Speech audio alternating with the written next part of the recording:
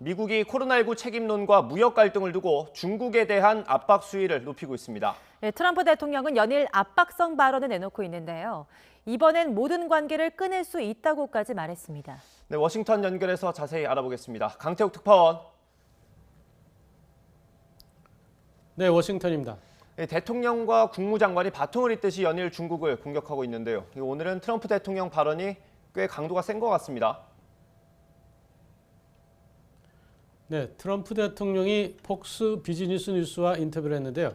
중국 대응과 관련해 우리가 할 수 있는 많은 것들이 있다면 모든 관계를 끊을 수도 있다고 말했습니다. 그러면서 모든 관계를 끊는다면 5천억 달러를 절약할 것이라고 덧붙였습니다. 이는 트럼프 대통령이 그동안 미중 무역 불균형으로 인해 미국이 매년 수천억 달러 이상 적자를 보고 있다고 지적해온 것을 상기한 것으로 풀이되고 있습니다. 폭스뉴스는 트럼프 대통령이 중국에 대응해 내놓은 발언 가운데 가장 강도 높은 것이라고 평가했습니다.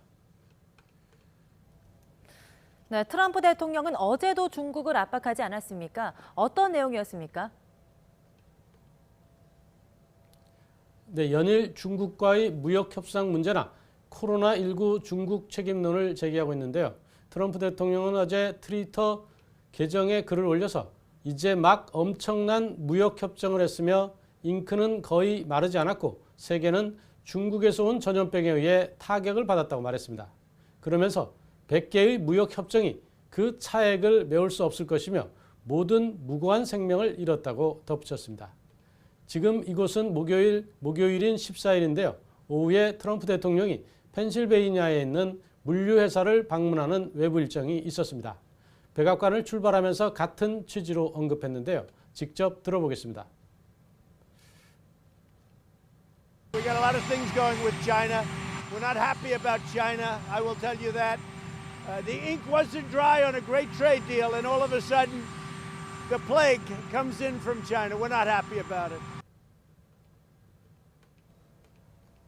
네, 이런 압박성 발언과 이어지는 실질적인 움직임도 있습니까? 네, 그렇습니다. 하루 전에 화웨이 등 중국 통신 장비의 미국 내 판매를 봉쇄하는 행정명령을 내년도까지 연장했습니다.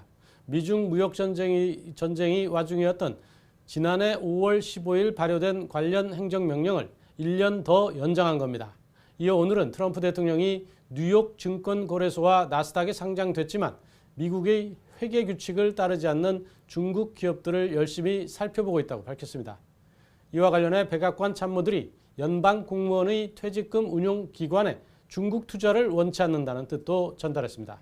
중국 기업의 주식뿐만 아니라 관련 지수에도 투자하지 말라고 한 것인데요. 이 개정은 백악관과 연방 공무원, 연방의회 직원, 미군들이 폭넓게 가입하고 있으며 운용 규모만 6천억 달러에 달하고 있습니다. 트럼프 행정부의 압박이 중국 기업들까지 이어지고 있는 상황입니다. 지금까지 워싱턴에서 YTN 강태웅입니다.